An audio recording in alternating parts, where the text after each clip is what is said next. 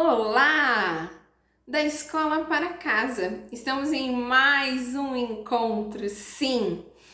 Quero começar agradecendo aos vizinhos, aos colegas aí de profissão pelos feedbacks e quero deixar bem claro que o que eu estou conversando aqui, sim, são as experiências minhas, mas eu sou formada por uma legião aí de colegas de profissão que me moldaram e me fizeram crescer profissionalmente. Até gostaria de começar contando uma história. Apesar, né, de toda a formação aí acadêmica continuada, eu ganhei o carimbo, né, de alfabetizadora num ano que eu tive o privilégio de trabalhar com grandes professoras, a professora Sônia de Almeida, Sônia de Fátima e a Márcia Brito, três grandes alfabetizadoras. Eu era corregente delas e acabei aprendendo demasiadamente a fazer bem feito e ter segurança, porque não é fácil ensinar a ler e escrever. E vocês, pais e mães, estão aqui para colaborar nesse processo. Não queiram assumir funções que não são suas. Queiram fazer parceria com a escola. E por que não? Se ali, né, no ensino remoto tá difícil, na rotina, mesmo no ensino híbrido, na rotina das tarefas, na organização, você percebe, tem segurança, né, de dar um passinho a mais, ótimo, que você realmente seja um grande parceiro. O sucesso das crianças estão nessa parceria maravilhosa que as famílias fazem entre, né, os pais e os professores para o sucesso das crianças. No primeiro encontro, eu falei aí um pouco das minhas experiências, dei algumas pistas daquilo que a gente vai conversar, e para ficar um pouco mais didático, cada encontro a gente vai dar ênfase a uma temática maior para que vocês possam se organizar. E hoje eu vou falar sim sobre leitura, que é um tema muito emblemático na sociedade em que a gente vive, aonde a média, né, de leitura é um livro ao ano. Temos uma cidade no nosso país, Passo Fundo, que se destacou na questão da leitura, onde a média é de 6 livros ao ano por cidadão. Então é muito baixo ainda o nosso hábito, né, o nosso contato com a leitura. E é óbvio que se a criança não percebe que a leitura é importante, ela não vai fazer isso ser importante na vida dela também. Então, sim, temos que virar a chavinha, temos que colocar a rotina da leitura nos nossos lares. Como uma amiga que eu conversava, que é mãe, uma amiga de infância, Kelly, a gente trocava, né, por mensagens, ela sempre se destaca nesse processo de dizer que nós pais, né, os pais são exemplos para os filhos. E ela fica muito orgulhosa de perceber que a filha dela tem essa espontaneidade de leitura que partiu sim dela ler para a sua filha, dela ampliar o seu hábito de leitura. E isso, ela é um tico de gente, e eu vou colocar inclusive na descrição daqui do vídeo, é uma coleção de livros que ela conta para sua menininha, para Isadora, e que ela ama e que é de fácil acesso. A gente sabe que os livros ainda também são muito caros, né? Um dos motivos de a gente não ter uma biblioteca em casa é porque livro não é barato. Mas a gente tem aí livros gratuitos na palma da nossa mão e a gente pode devagarzinho sim ampliar o nosso repertório de livros em casa, porque nada substitui uma roda de leitura, de aconchego, livrinho na mão, né? Por mais que a gente saiba que a tecnologia está a nosso favor e trazendo os livros de maneira muito rápida para os nossos lares, e que muitas pessoas gostam de ler pelo celular, mas esse vínculo afetivo do livro na mão, ele é insubstituível, não é mesmo? E por isso, quero começar essa temática mencionando, né, que às vezes a gente não sabe por onde começar. Eu vou contar os Três Porquinhos, a Branca de Neve, os clássicos que a gente passou de geração em geração, e às vezes a gente acaba se perdendo, né, no repertório literário. Eu tenho como indicação também, vou estar colocando aqui na descrição para quem quiser se aprofundar no assunto, um livrinho bem gostoso de ler, bem simples, que é Que Histórias Contar para os Filhos, da Rosana Koubines. Eu selecionei um trecho para impactar-nos aí nessa conversa, que diz assim: fazemos junto com nossos filhos a experiência sensível de estarmos vivos quando nos deixamos mobilizar pela narração, alargando a cada volta do enredo aquilo que somos capazes de sentir, perceber e imaginar. Essa forma expansiva das histórias nos torna maleáveis no contato das palavras. Nunca sabemos ao certo o modo como seremos tocados por aquilo que lemos. Como a gente faz numa série, né? Quando a gente está assistindo uma série, um filme, a gente às vezes se toca e às vezes a gente não se toca tanto, não se impacta tanto. Mas no mundo das histórias infantis, no mundo da literatura, isso é impossível. Eu já posso dizer assim. A única diferença é que algumas histórias nos sensibilizam mais, outras menos, mas a gente não precisa ser formado em contação de histórias, até porque todos nós somos grandes contadores de histórias, não é mesmo? O povo brasileiro, então, nem se fala. A gente conta uma boa história para tudo, mas que a gente tenha bastante verdade e entenda aí os nossos valores também dentro dos nossos lares e que possamos fortalecer esses valores humanos saudáveis para as boas relações. E uma roda de leitura vai favorecer relações de amizade, de afetividade e é terapêutico. Tem uma amiga também que fez, inclusive, mestrado, doutorado, falando sobre o valor terapêutico das histórias na nossa vida. Então esse é um momento de terapia, isso mesmo, da gente relaxar um pouquinho, respirar fundo, né? Com todo respeito, é óbvio que isso aqui não é uma terapia, né? Eu usei como uma força de expressão de que sim, as histórias elas impactam na nossa mente, na nossa vida, na nossa resiliência enquanto seres humanos, e mesmo as histórias infantis nos impactam de maneira muito gostosa para essa aproximação entre os filhos, entre as crianças e os pais. Então bora ouvir uma história, isso mesmo.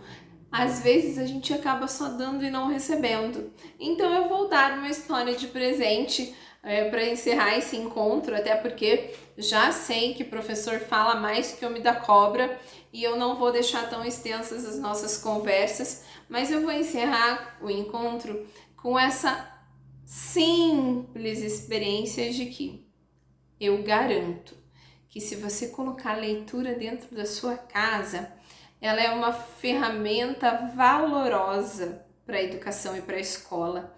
As crianças leitoras, elas se dão muito melhor, isso é inevitável. Um grande leitor vai ser um melhor crítico, vai ser uma criança de muito mais facilidade na interpretação de contextos e de textos. Então, não precisamos falar de toda a importância da leitura. Precisamos apenas praticar, vamos virar a chavinha e puxa, Denise, eu não tenho ainda muitos livros aqui em casa, o livro é caro, a gente sabe de tudo isso, mas a gente vai dar o primeiro passo. Às vezes batendo na porta do vizinho, né? A gente sabe que no contexto da pandemia tá tudo muito mais complicado, mas vamos fazer o nosso feijão com arroz. Vamos partir daquilo que temos. E eu vou dar essa história, se você quiser pode até dar um pause aqui no vídeo, não tem problema nenhum chamar a sua filha e seu filho, até porque uma das dicas do vídeo ser um pouco mais curto, é porque a gente sabe que a rotina é assim. Eu, por exemplo, quando que eu faço a minha formação através dos canais do YouTube? Quando eu tô lavando a louça, dobrando uma roupa, varrendo uma casa, eu ponho, né, a caixinha do Bluetooth no celular e assim, a gente acaba fazendo duas coisas ao mesmo tempo, né? Eu tinha falado no outro encontro também para você anotar o que não o que é essencial aí das nossas trocas de experiências. Então anote, sim, Coloque aí, a partir de hoje eu vou começar a ser um leitor. A gente se torna leitor lendo, né? Assim, a gente complica coisas que não são complicadas. A gente aprende a ler lendo e não se preocupem, eu vou fazer aí também um encontro para a gente falar sobre brincadeira, jogos e essa experiência do brincar e aprender junto, inclusive com esse vilão ou amigo que é o celular, né? A gente vai falar um pouquinho disso também. E vou baixar a ansiedade da dica que eu coloquei lá no primeiro encontro, que é sobre esse processo de alfabetização, falando um pouquinho dessa relação das letras, dos sons das letras, e vou efetivar aí o combinado que eu vou estar fazendo essa próxima produção para vocês. Como eu disse, eu tenho sim, né, um planejamento aí de conteúdos para estar passando para vocês, mas eu vou antecipando aquilo que é mais emergente de acordo com o que vocês vão me pedindo, tá bom? Então vamos lá? Bora ouvir uma história? Eu gosto de preparar o ambiente da história, claro, sou contadora de histórias, a gente acaba tendo uma outra pegada, aprendendo algumas técnicas, mas a gente vai fazer hoje de maneira simples. Como que se conta uma história? Conta do coração, coloca a vida nas palavras e faça o seu melhor. O seu melhor. E você sabe que tudo que você faz pro seu filho, você é um super-herói, né? Uma heroína, porque ele sente quando você faz com amor. Isso é inevitável. Vamos lá? Respirem fundo, mãos ao alto e vamos viajar. Repitam comigo. Sim, Salabim, vem a história para mim. Eu faço mãozinha de concentração, olho na bolinha preta dos olhos da Denise e a história começa assim.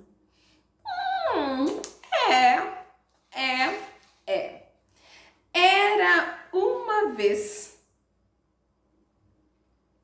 A vaca mimosa estava deprimida, muito triste mesmo. Que é que foi, Mimi? Gaguejaram as galinhas. É que eu não tenho nada de especial, disse a mimosa. Não sei andar de bicicleta, nem plantar bananeira como as outras vacas. Eu me sinto tão comum.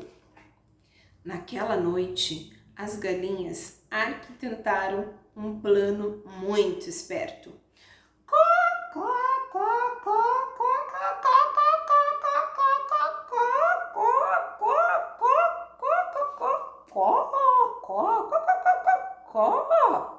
Elas cochicharam. Na manhã seguinte, havia uma agitação danada no curral. Eu botei um ovo! Mimosa deu um grito estridente. Todas as outras vacas ficaram sem fala. Nenhuma delas tinha jamais botado um ovo. Até o fazendeiro veio correndo. Por Deus do céu! Ele gritou. A mimosa botou um ovo! A mulher do fazendeiro ligou para o jornal da cidade. Veio gente de lá e de cá. Temos muito orgulho da mimosa, anunciou o fazendeiro para a multidão. Agora, a mimosa se sentia muito mais especial e as galinhas ficaram satisfeitíssimas. Mas as outras vacas nem tanto. Agora, ninguém acha nada demais a gente andar de bicicleta e plantar bananeira. Tem alguma coisa esquisita acontecendo. Vacas não botam ovo. As galinhas é que botam os ovos. Nós não acreditamos que foi você quem botou o ovo. As vacas disseram para a mimosa. Achamos que essas galinhas é que armaram tudo isso. Mimosa ficou chocada. Ah, é? Então provem, responderam as galinhas. Então, todo mundo resolveu esperar. dia após dia. As vacas espiavam, enquanto Mimosa ficava sentada em cima do ovo, para ele ficar quentinho. Mas nada acontecia. Até que numa manhã, de repente, ouviu-se um barulhinho. Tap, tap. Vai nascer! Gritou uma das vacas. Quando Mimosa se levantou, tap, tap, tap. O ovo rachou, abriu-se e dele saltou uma bolinha marrom cheia de penas. Não falei, disse uma das vacas, balançando a cabeça. Uma galinha. Então a criaturinha olhou para a Mimosa e...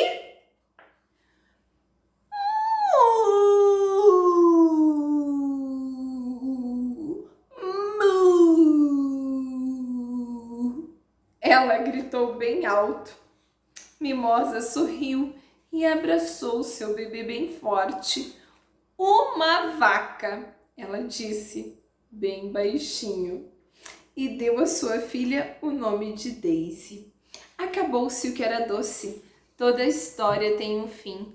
Quero ver quem conta outra tão encantadora assim. Vitória, Vitória, acabou-se essa história.